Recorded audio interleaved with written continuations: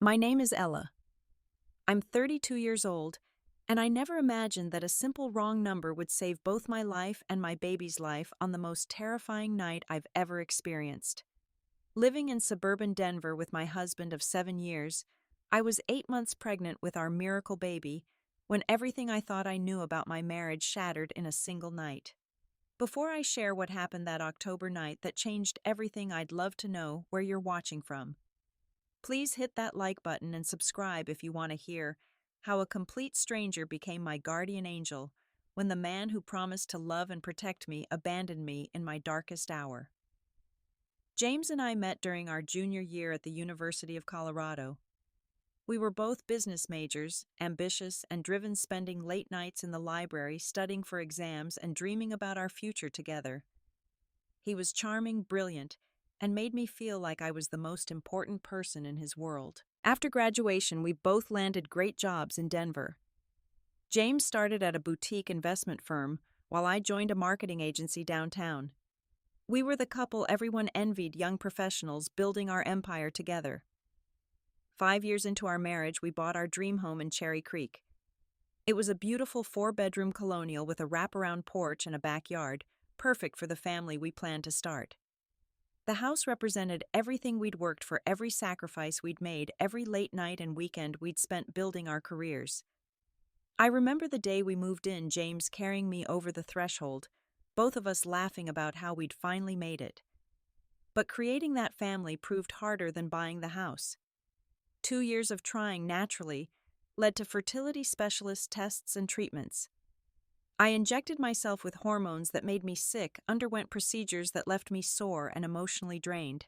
James was supportive at first, holding my hand during appointments, telling me we were in this together. The first IVF cycle failed. So did the second. By the time we started the third round, I could see the strain in James's eyes, the way he'd pause before answering when people asked about kids. When that third cycle finally worked, when we saw those 2 pink lines, I thought we'd turned a corner. James spun me around in our kitchen, tears streaming down his face, promising he'd be the best father in the world.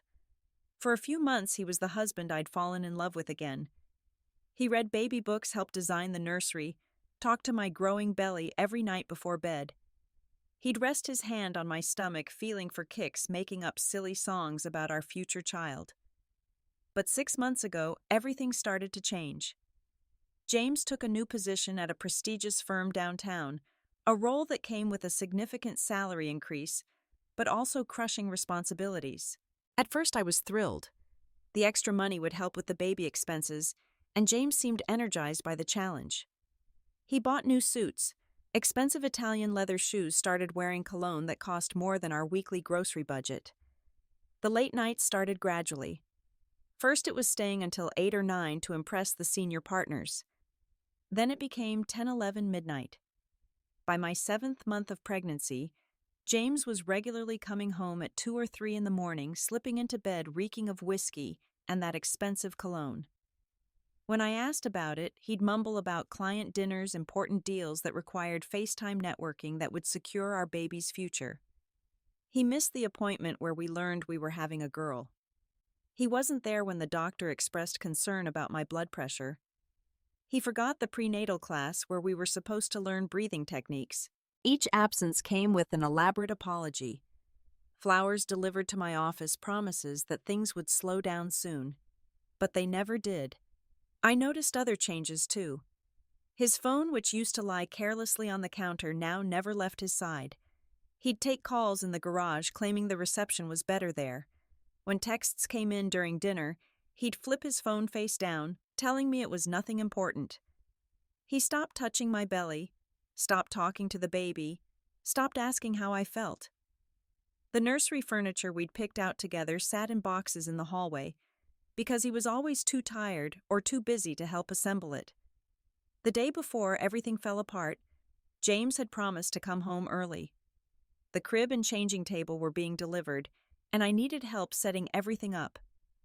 At 8 months pregnant, my belly was huge, my back ached constantly, and my ankles were so swollen I could barely wear shoes. I'd taken the afternoon off work, waiting excitedly for him to come home so we could build our daughter's furniture together. 5 o'clock came and went. Then 6, 7. At 8, I got a text saying there was a client emergency, he'd be home as soon as possible. By 11, I gave up waiting and decided to start assembling the crib myself. I spread the instructions on the nursery floor, sorted through bolts and screws, and began the slow process of putting it together. Every movement was difficult. Bending over made me dizzy, lifting pieces made my back scream, but I was determined to get something done. By 1 in the morning, I'd managed to get the frame partially assembled, though tools and pieces were scattered everywhere. Exhausted and aching, I finally crawled into bed alone, trying to ignore the anger building in my chest. This wasn't how it was supposed to be. We were supposed to be a team preparing for our daughter together. Instead, I felt like a single parent already, and she wasn't even born yet. The digital clock on my nightstand glowed 3:17 when I woke with an urgent need to use the bathroom. This was normal for late pregnancy. The baby pressing on my bladder, making sleep a series of short intervals between bathroom trips. I rolled to my side, using the momentum to help me sit up, my hands supporting my heavy belly. The house was dark and silent. No sign that James had come home yet. I shuffled toward the bathroom, my hand on the wall for support. The hallway was darker than usual because I'd forgotten to leave the nightlight on. As I passed the nursery doorway, my foot caught on something hard and metal. The socket wrench I'd left on the floor earlier sent me stumbling forward. I tried to catch myself, my hands shooting out for the doorframe, but my center of gravity was all wrong. My belly threw me off balance and I went down hard, my right side slamming into the doorframe before I hit the floor. The pain was immediate and sharp, different from the usual pregnancy aches. It started in my lower back and radiated around to my abdomen, taking my breath away. I lay there for a moment, stunned, my hands automatically going to my belly. The baby moved a sharp kick that usually would have made me smile, but now sent another wave of pain through me. I managed to pull myself up using the doorframe, but as I stood, I felt a cramping sensation that made my knees buckle. This wasn't right. This wasn't normal. At 32 weeks, I shouldn't be feeling this way. The cramping intensified, coming in waves that made me grip the wall for support. My back felt like someone was twisting a knife in it, and there was a pressure in my pelvis that I'd only read about in the pregnancy books. Contractions. These were contractions. I stumbled back to the bedroom, grabbed my phone, and immediately called James. Straight to voicemail. His phone was off. I tried again, my hands shaking now.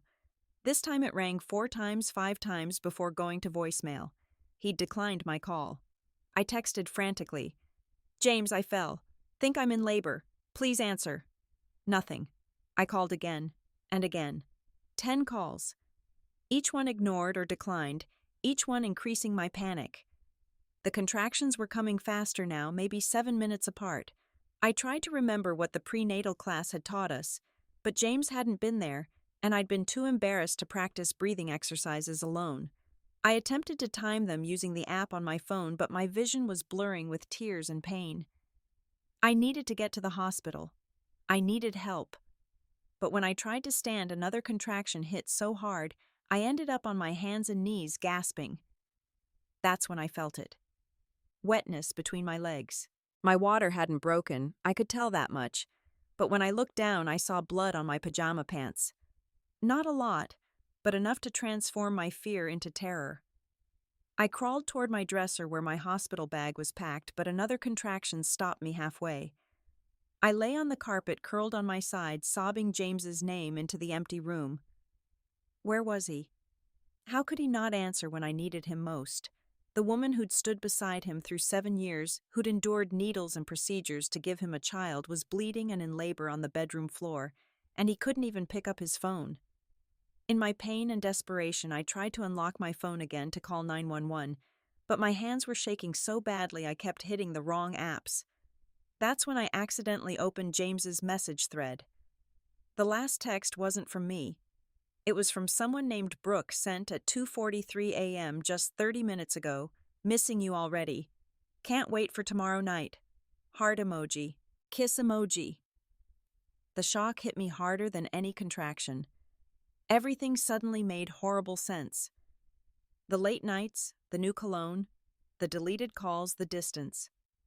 While I was growing our child, he was with another woman. While I assembled our baby's crib alone, he was in someone else's bed. The emotional pain momentarily numbed the physical pain, and in that brief clarity I managed to navigate to my contacts. I needed to text my neighbor Sarah in Unit 412. She was a nurse, had told me to call if I ever needed anything. Through tears and pain, my vision blurry, I typed her apartment number.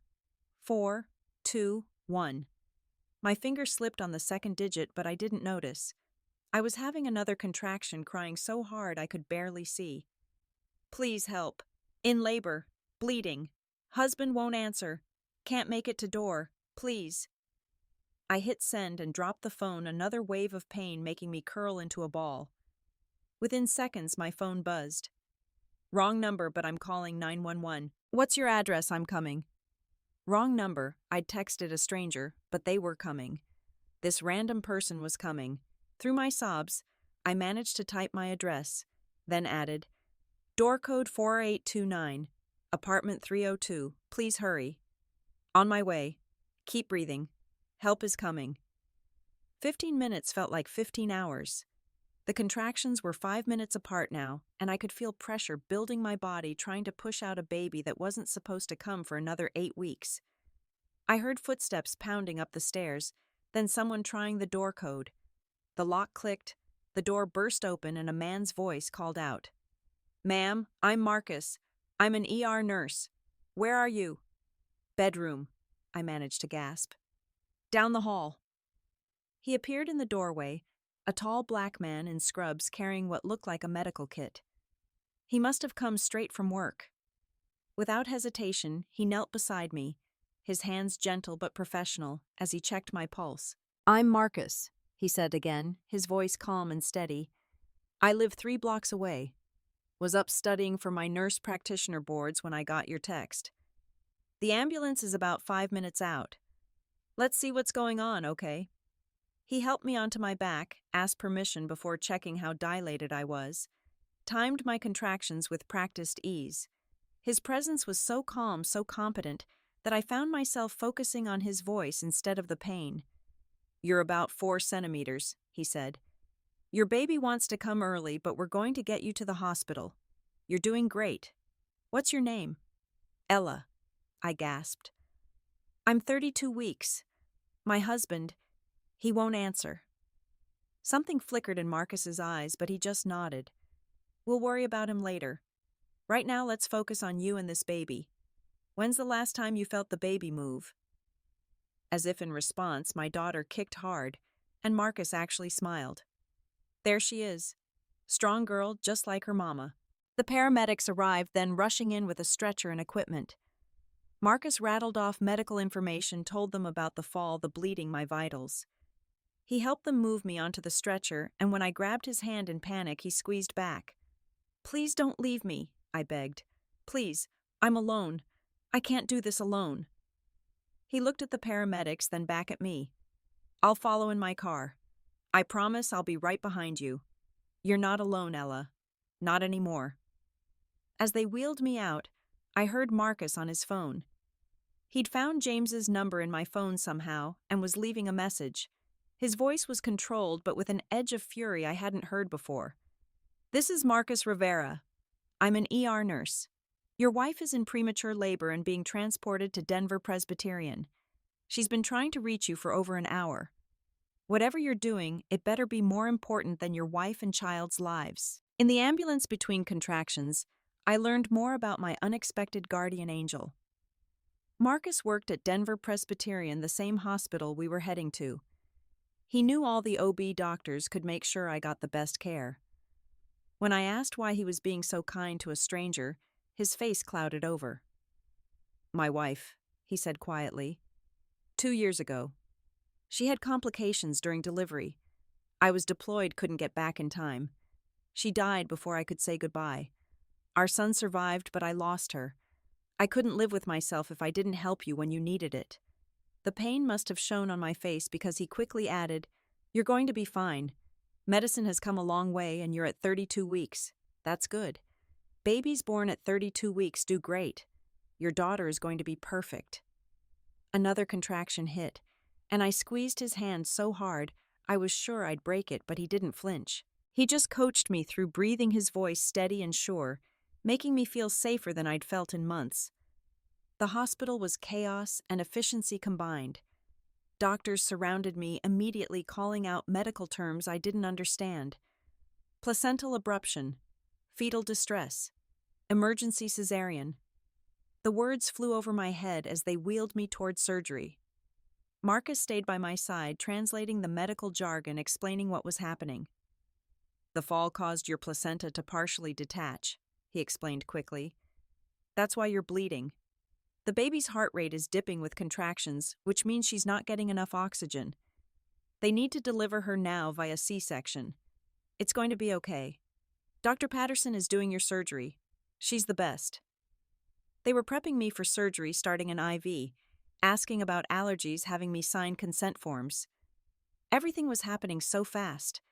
I kept looking at the door, expecting James to rush in, but it remained closed. "Where's my husband?" I asked a nurse.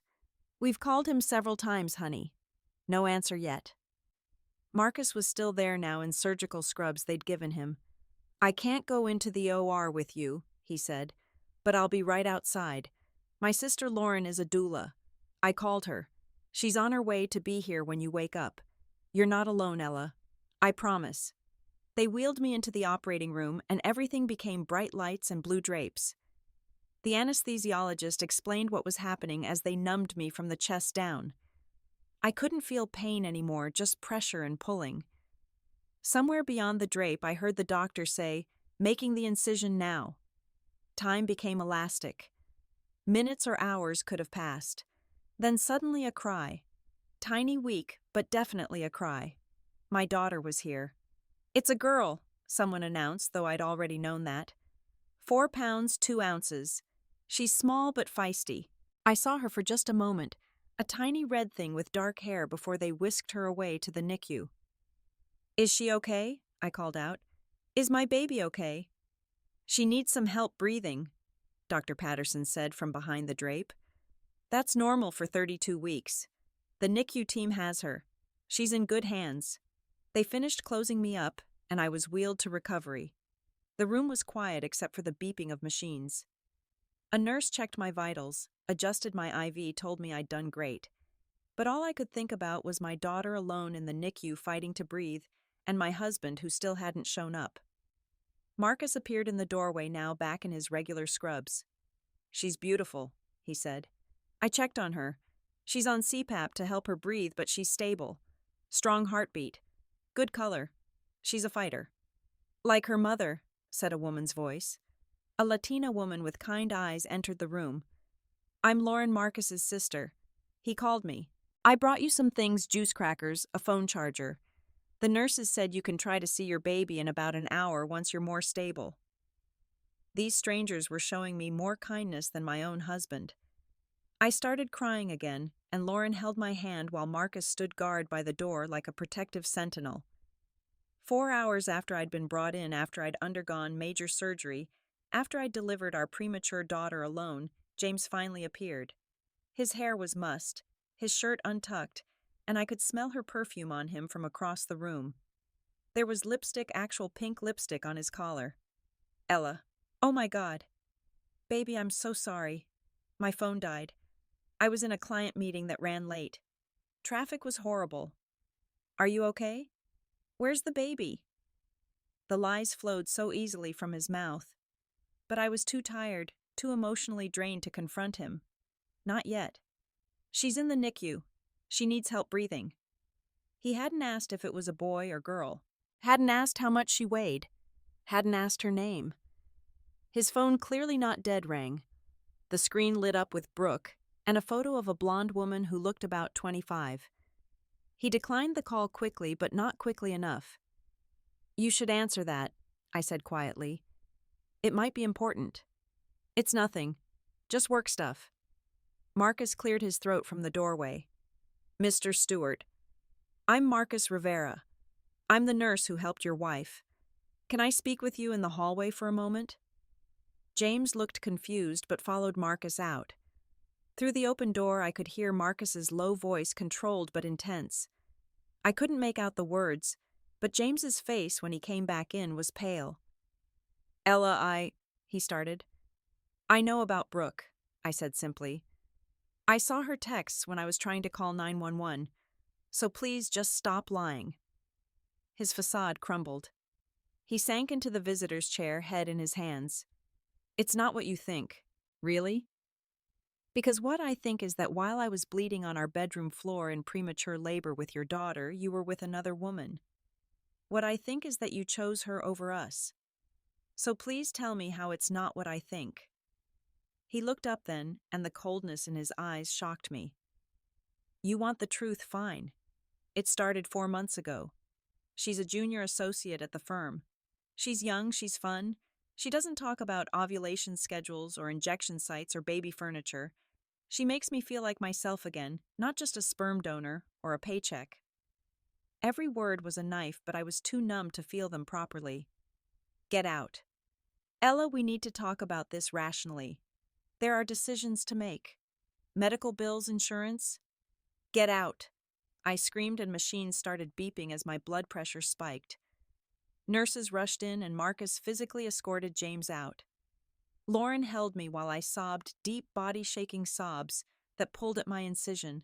My marriage was over. My daughter was fighting for life in the NICU. And the man who'd promised to love me in sickness and in health had chosen the healthy, young, unburdened version instead. The NICU was a world unto itself. Rows of isolates containing the tiniest humans, each fighting their own battles.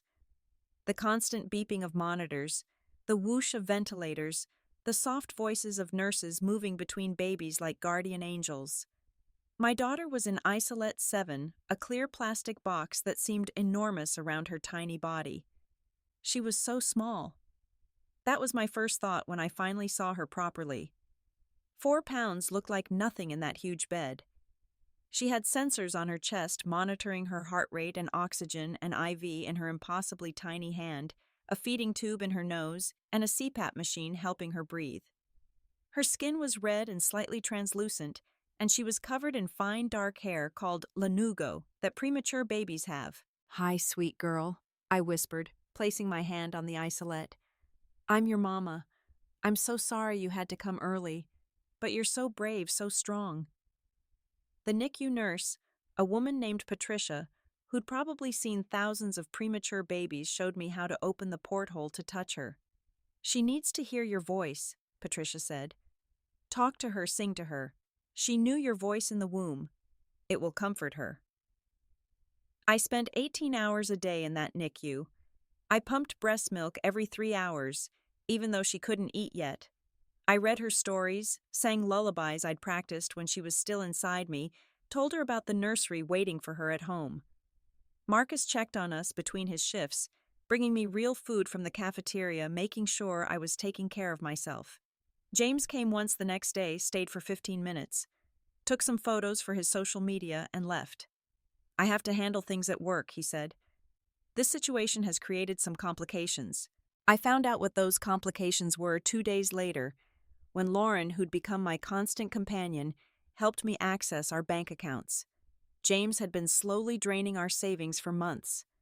Expensive dinners, jewelry purchases, hotel rooms, even a lease on an apartment I knew nothing about. We had less than $3,000 left from what had been a $50,000 emergency fund.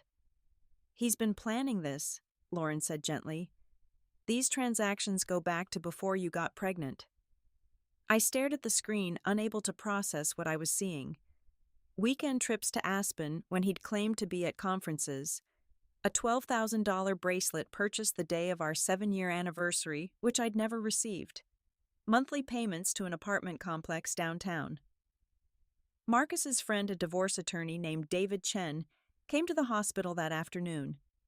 He reviewed everything with the kind of quiet fury that made me grateful he was on my side. We can prove dissipation of marital assets, he said. The affair with a subordinate will help too. His company has strict policies about that. You document everything. Every missed appointment, every ignored call, especially the night you went into labor. But fighting James felt secondary to fighting for hope. That's what I'd named her because that's what she was. My hope for the future.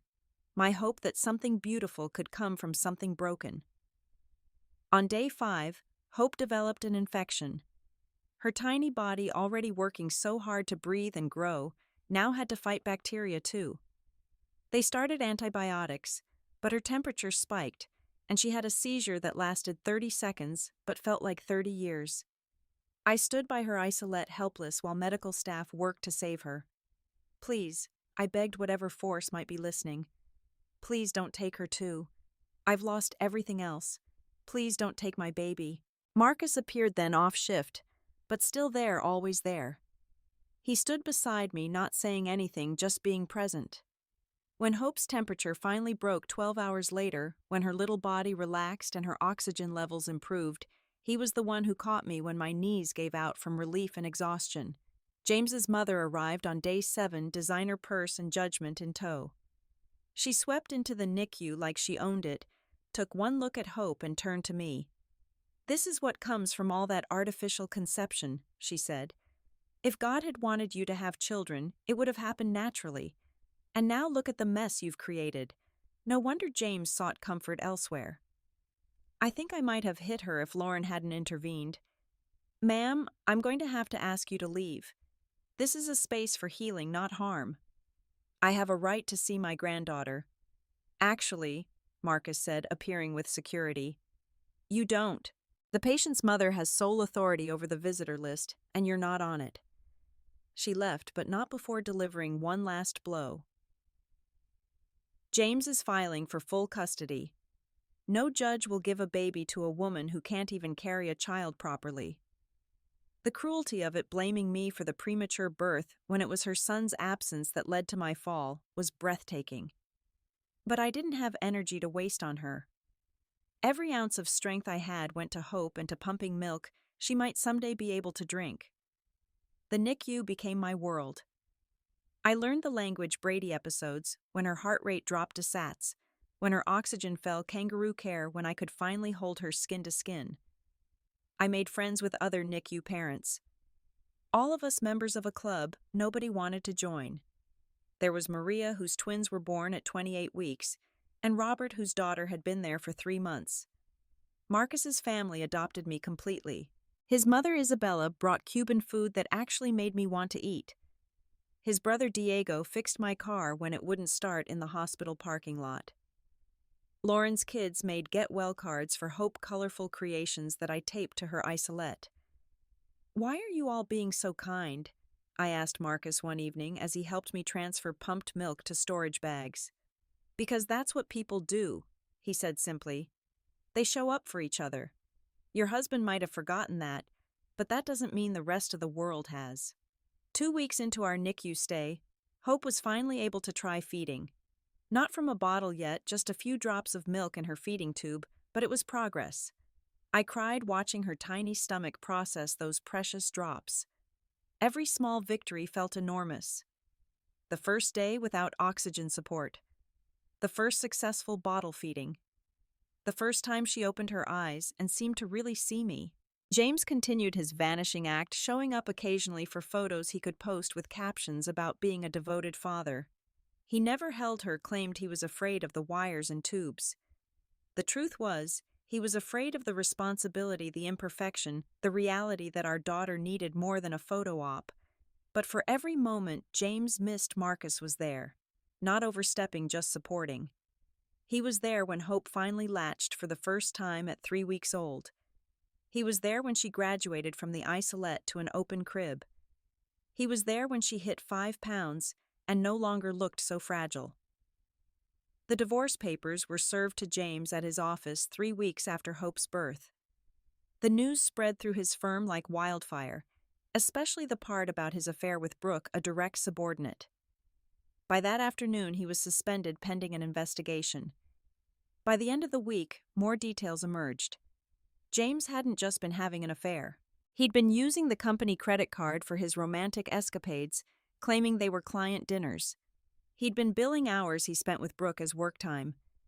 He'd even used his position to get her promoted over more qualified candidates. The investigation revealed a pattern of embezzlement and ethical violations that went far beyond a simple affair. He came to the hospital raging, but Marcus and security intercepted him before he could reach the NICU. I watched through the window as my formerly composed husband completely unraveled, screaming about how I'd ruined his life, how this was all my fault, how I'd trapped him with a baby. "She trapped you," Marcus's voice carried through the glass. "She endured 3 rounds of IVF to trap you. She nearly died delivering your daughter alone to trap you. Man, you need to take a hard look in the mirror and figure out when you became such a coward." The financial forensics David had ordered revealed even more. James had taken out a second mortgage on our house without my knowledge, forging my signature. He'd maxed out credit cards I didn't know existed. He'd been funding Brooke's entire lifestyle, including plastic surgery and a luxury car. We weren't just broke. We were in debt. But while James's world crumbled, mine was slowly rebuilding.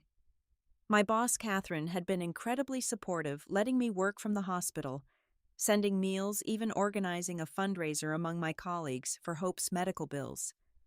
When she visited and saw me managing conference calls while pumping milk and updating medical charts, she was impressed.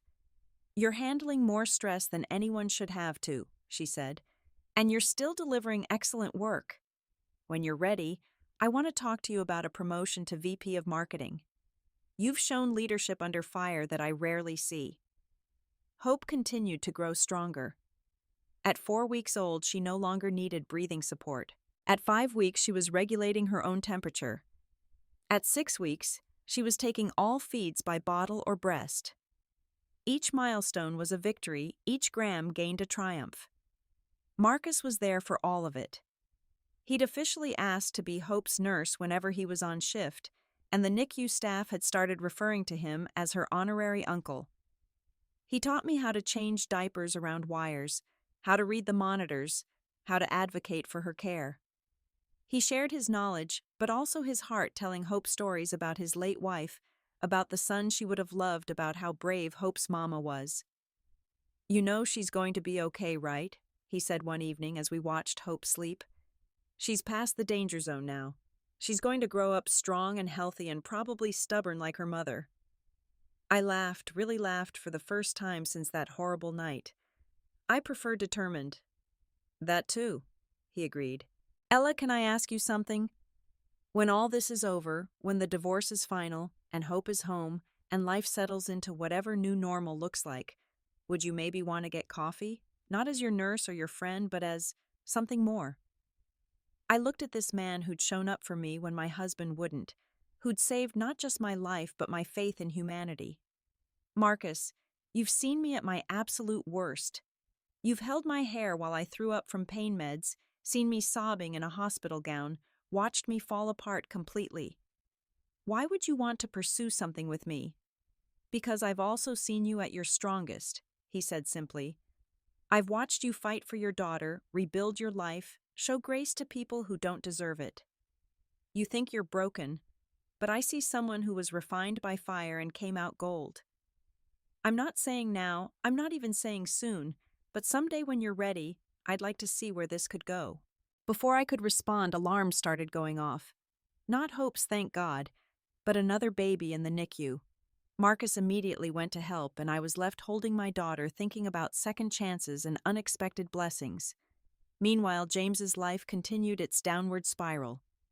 Brooke, it turned out, was pregnant. She'd thought a baby would make James leave me, but she hadn't counted on him being broke and unemployed. When the money dried up, so did her interest.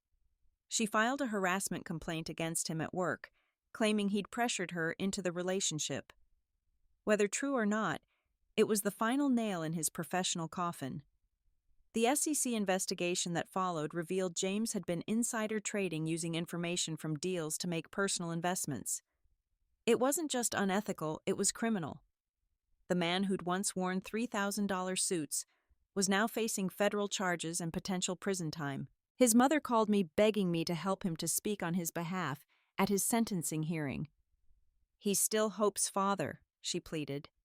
"No," I said firmly. "Hope's father is whoever chooses to be there for her. James is just her biological contributor. There's a difference. She hung up on me, but I didn't care. I was done protecting James, done making excuses, done pretending our marriage had been anything other than a performance where I was the only one who didn't know it was acting. David was brilliant in the divorce proceedings. The fraud, the embezzlement, the affair, the abandonment during medical emergency. It all painted a picture that no judge could ignore. I got the house, though it came with the debt James had accumulated. He got supervised visitation with Hope if he wanted it, which he didn't. He was ordered to pay child support, though collecting it would be another battle entirely.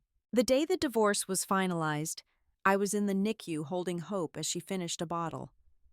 She was 6 weeks old, 5 pounds 8 ounces, and almost ready to come home. Marcus was there as he always was, charting in the corner, but really just keeping us company.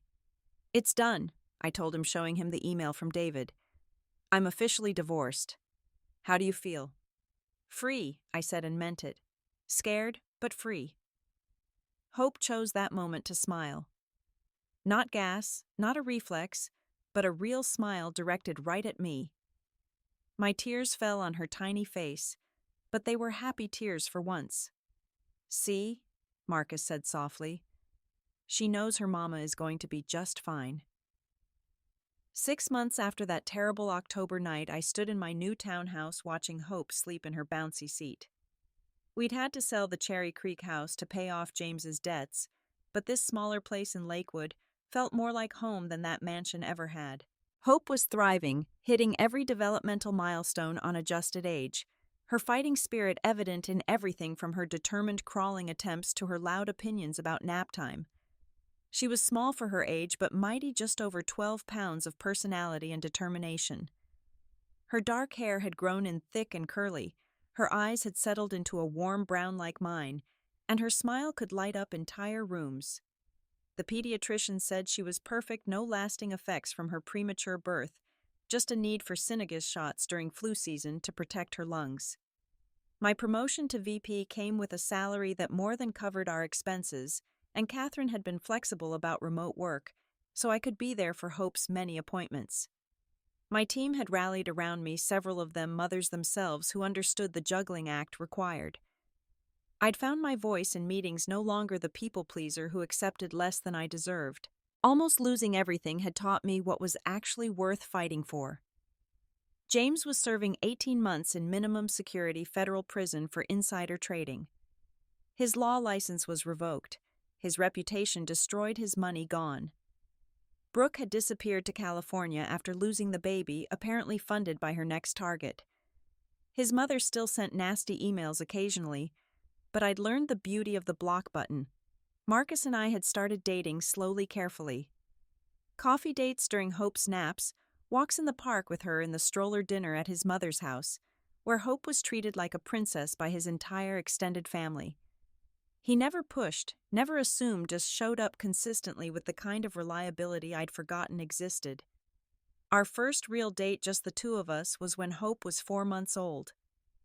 Lauren babysat, and Marcus took me to a food truck festival, nothing fancy, just good food and easy conversation.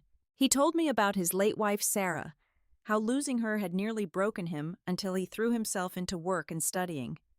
I told him about the fertility treatments, the loneliness of being married to someone who wasn't really there, the fear that I was somehow defective. "You're not defective," he said firmly. "You're a survivor. There's a difference." He kissed me that night, gentle and sweet, outside my door, while we could hear Hope babbling to Lauren through the baby monitor. It felt like coming home, like finding something I didn't know I'd been looking for. Marcus officially moved in when Hope was 5 months old. Not because we were rushing, but because he was already there most nights anyway, helping with night feeds, singing Spanish lullabies his mother had taught him. Being the father figure Hope deserved. The first time she said Dada while reaching for him, we both cried. "I'm not trying to replace anyone," he said carefully. "There's no one to replace," I reminded him. "You're not her stepfather. You're her father. Biology doesn't make family. Choice does." The adoption papers were filed the week before Hope's first birthday. James from prison signed away his rights without contest.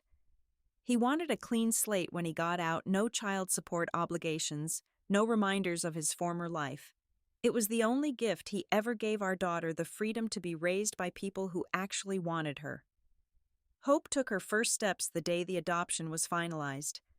Marcus and I were sitting on the floor of the living room, legal papers spread on the coffee table, when she pulled herself up on the couch, looked at us with determination, and took 3 wobbly steps toward Marcus before falling into his arms. "Did you see that?" he shouted, scooping her up. You walked to Daddy." Hope giggled, delighted by his excitement, and my heart felt so full I thought it might burst. This was family. Not the Instagram perfect lie I'd lived with James, but real messy, beautiful family. We got married when Hope was 18 months old, a small ceremony in Lauren's backyard with Hope as the world's most distracted flower girl. She spent most of the ceremony trying to eat the rose petals instead of throwing them, which made everyone laugh. Marcus's vows included promises not just to me but to Hope, pledging to love her, protect her, and teach her that she was worthy of respect and genuine love. My parents, who'd been largely absent during the crisis, claiming they didn't want to take sides, showed up for the wedding. My mother pulled me aside during the reception. "This seems fast," she said. "Are you sure you're not just rebounding?" "Mom," I said, watching Marcus dance with Hope on his shoulders while his family cheered them on. Marcus showed up when my life was falling apart. He held my hand through the scariest experience of my life. He chose us when we were broken and helped us heal. So yes, I'm sure. She didn't look convinced, but it didn't matter. I'd learned that family was about who showed up, not who shared your DNA. 6 weeks after our wedding, I discovered I was pregnant. Not through IVF, not through careful planning and medical intervention, but naturally, unexpectedly, miraculously. Marcus cried when I showed him the test, then immediately started planning how to rearrange the townhouse to fit 2 kids. "Are you scared?" he asked one night, his hand on my still flat stomach. "Terrified," I admitted. "What if something goes wrong again?" "Then we'll handle it together," he said simply. "That's what we do." This pregnancy was different. Marcus was there for every appointment, every ultrasound, every moment of morning sickness. He assembled furniture without being asked, painted the nursery soft green red to both Hope and my belly every night. When I went into labor at 39 weeks, he was beside me, coaching me through contractions, being my anchor. Our son Diego Marcus Rivera was born healthy and screaming at 8 pounds even. When they placed him on my chest, Marcus wrapped his arms around both of us, tears streaming down his face. "He's perfect," he whispered. "You're perfect. Our family is perfect." Hope met her brother the next day, Lauren bringing her to the hospital in a big sister shirt Marcus had bought. She patted Diego's head gently, said, "Baby," and then asked for a snack. It was beautifully, wonderfully normal. James got out of prison when Hope was 2. He sent one letter asking if he could see her. I didn't respond, and he didn't persist. I heard through mutual acquaintances that he'd moved to Florida, was working as a consultant, had married someone his mother's age with money. He'd reinvented himself again, but this time we weren't part of his story. Looking back now, that October night when I fell feels like a lifetime ago. The woman crying on the bedroom floor, abandoned and afraid, feels like a stranger. That wrong number, that desperate text to a stranger, changed everything. It brought Marcus into our lives, and with him came a love I didn't know existed. Not the flashy, performative love James had offered, but quiet, steady, showing up love. Hope is 3 now, a force of nature who climbs everything, questions everything, loves with her whole heart. She doesn't know the story of her birth yet, doesn't know that Marcus isn't her biological father. Someday we'll tell her when she's old enough to understand. We'll tell her how she was wanted, how she was fought for, how she brought 2 broken people together and helped them build something beautiful. Diego is 18 months old, Marcus's twin in everything but size. He follows Hope everywhere, and she protects him fiercely, already showing signs of the fighter she's always been. Our little townhouse is chaos most days. Toys everywhere, someone always needing something, never enough sleep. It's nothing like the life I'd planned with James. It's so much better. Marcus still works at the hospital now as a nurse practitioner. He comes home tired, but present, always ready to wrestle with the kids or help with bedtime. We're saving to buy a bigger house, something with a yard where the kids can play. Nothing fancy, just ours. Sometimes when I'm up late feeding Diego or comforting Hope after a nightmare, I think about that night. How terrified I was, how alone I felt, how I thought my world was ending. I think about the text I sent to the wrong number that turned out to be exactly the right number. I think about how sometimes the universe knows what we need better than we do. I used to believe in planned perfection, in controlling every variable, in making life follow the script I'd written. Now I know that real life happens in the unexpected moments, in the failures that become opportunities, in the strangers who become family. That wrong number wasn't wrong at all. It was the universe course-correcting, sending me exactly where I needed to be. Every night after the kids are asleep, Marcus and I sit on our small back porch, sharing a cup of tea in the quiet. We don't need many words anymore. We've been through too much together to need constant conversation. But sometimes he'll take my hand and say, "Thank you for texting the wrong number." And I'll squeeze back and say, "Thank you for answering." Because that's what love really is. It's not grand gestures or perfect plans. It's showing up when someone you don't even know needs help. It's choosing to stay when things get hard. It's building a life with someone who's seen you at your worst and still thinks you're worth fighting for. It's accepting that family isn't about blood, but about who shows up, who stays, who chooses you again and again. My name is Ella Rivera now. I'm 35 years old, mother of 2 miracles, wife to the man who saved us all. And I learned that sometimes the best things in life come from the worst moments, that guardian angels sometimes wear scrubs, and that a wrong number can be the most right thing that ever happens to you. To anyone watching who's going through their darkest moment right now, wondering if they'll survive, wondering if it gets better, let me tell you it does. Not the way you planned, not the way you expected, but better. Because when you rebuild from complete destruction, you get to choose every brick. You get to decide what matters. You get to create a life that's authentically yours. Thank you for listening to our story. If you've ever been saved by a stranger's kindness, I'd love to hear about it in the comments below. Please remember to like this video.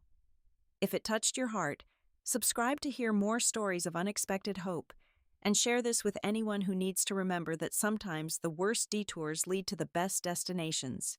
Remember, you're stronger than you know, and sometimes help comes from the most unexpected places. Until next time, keep faith in the beautiful possibility of tomorrow.